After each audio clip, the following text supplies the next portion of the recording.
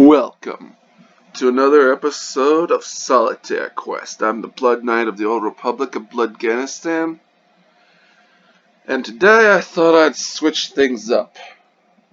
Doing a review of It's a Wonderful Life. I watched the colorized version of this movie, and yeah, not bad.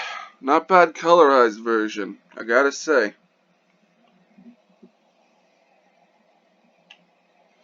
Personally thought, colorized? Well, they're gonna make all the characters black now. But no, that's not how they did us.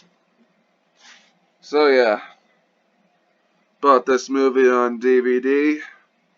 Comes in a nice box. Comes with a commemorative bell with the original black and white version as well. It's not bad. So yeah, this is an RKO radio release. My God, this is you had radio companies making movies. It's like, yeah. And I guess RKO got bought out at some point in the future.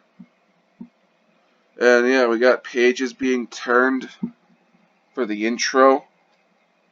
And yeah, just vintage everything. Just seeing how everything looked back in the day.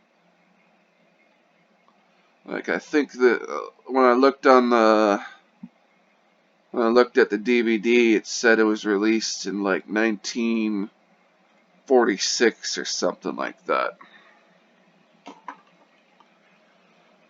And yeah, we got people shilling for George. It's cool. And they go to space and heaven, and they have, yeah, God takes a direct interest in this guy, in the guy George, which, yeah, like holy shit. And then yeah, explains things with the kids. They're going sliding down on like frozen lake. You got child labor. Kid works for the old dude. $5,000, a big amount of money in the past. Yeah. Fucking inflation. Folks, fucking inflation. And yeah, George helps the medicine guy, stops him from sending poison out. Then later on, old man buys George a suitcase. You got vintage style of everything. Guy hitting on the black lady, who's the maid. George wants to leave the town.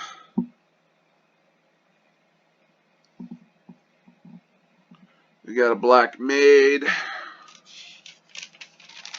Can't have that. Movie can't be made today. Fuck it. You wouldn't be able to have a black lady be the maid character.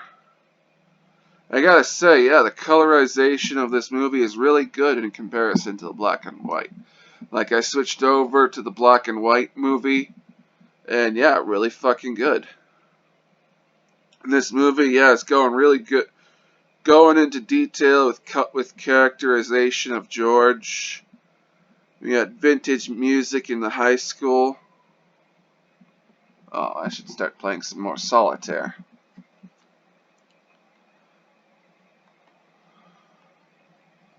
Yeah. Yeah, the swimming pool opens up and George falls in and everyone jumps in. And then, yeah, the love interest, Mary, throws a rock at the house. Oh, like, we got this classic line. What do you want? You want the moon? Just say the word, and I'll throw a lasso around it and pull it down. And then, yeah, George says, am I talking too much? Or I should say, am I talking too much? Guy in the background? Yes. Mary loses the robe. George's father has a stroke, and that settles things for George. And yeah, we got lots of old white dudes in the fucking thing. In like the building. And yeah, houses that can be built for $5,000. Like, holy shit. And yeah, George tells it to the old guy Potter.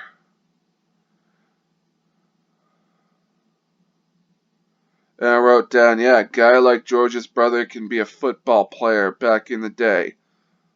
Almost as twig as George. Like, yeah. Fucking amazing. But the standards they had back in the day.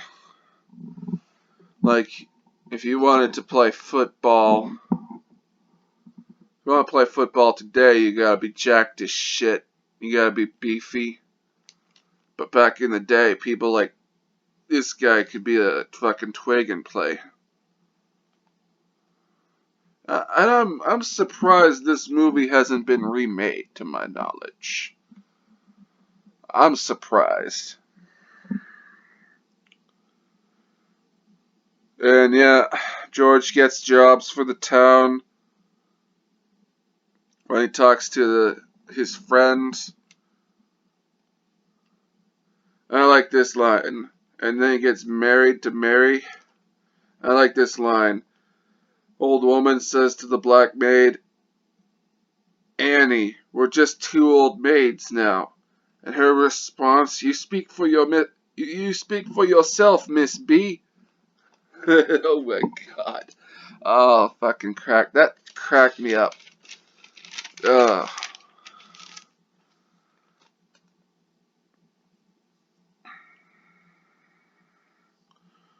And yeah, people come into the loan office as Potter buys the bank. Depression happens. George gives away his honeymoon money. And people pitch in to help George have a honeymoon with Mary.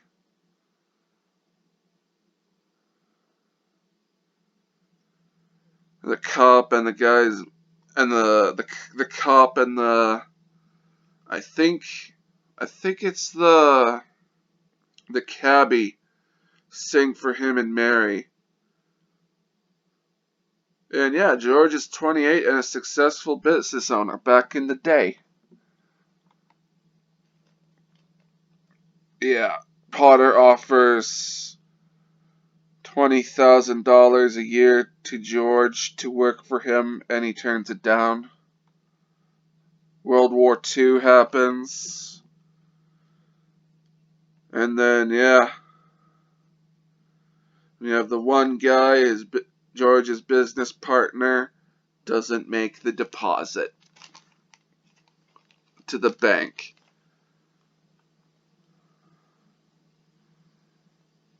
And then we got George helps out the woman who married the plastic guy, who made the plastic place.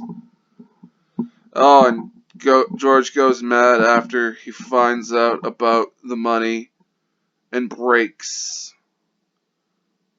Then after he goes home, and then asks Potter for money. Oh my god. Just seeing George break, man, the actor who played him, god damn. This is happening right before Christmas. Oh man. Oh yeah, and George breaks hard and he goes to the bar and then he goes to the bridge. And George meets Clarence. The guy that's in the bridge office or something just pieces out. Just goes out. And then George goes to the alternate universe where he doesn't exist and everything is shit. And things go Twilight Zone-ish. Yeah. Yeah. Fucking classic movie, folks. I watched this movie and it's like, damn. It's aged, to a certain extent.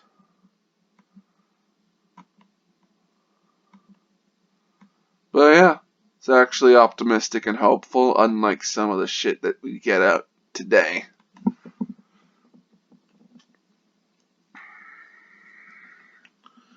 Yeah, everything just goes to shit. George meets his mom. She doesn't recognize him. George realizes things. George meets his wife. Doesn't know him. Then George calls out to Clarence and realizes he wants to live. Everyone pitches in to help George, and the warrant gets ripped up, and then the fucking bell rings. Clarence gets his wings, and yeah. This movie. It's fun. It's hopeful. Ugh. It's a novel Christmas movie that, like, for the last part of the movie, it's just most of the movie. It's just characterization, and then the last part is where Christmas comes in. You know, go into detail with this guy's life.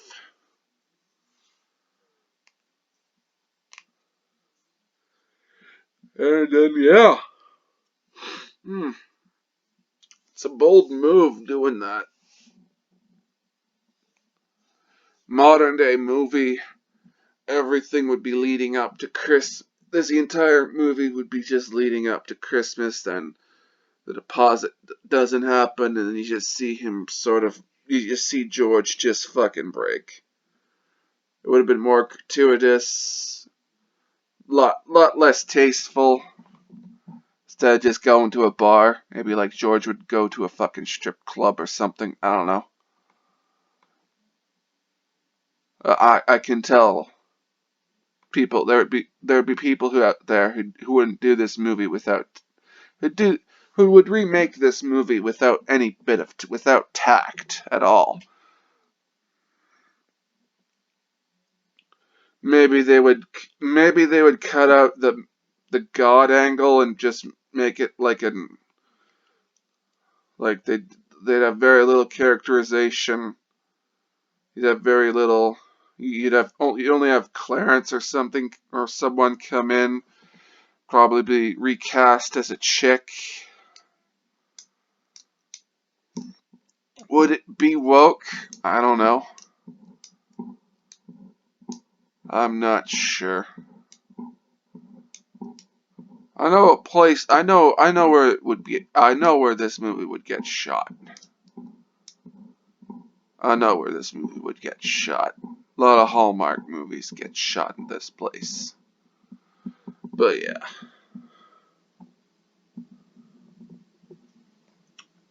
So yeah. This movie, nice fucking pick me up after watching some bland Doctor Who, middle of the road Doctor Who.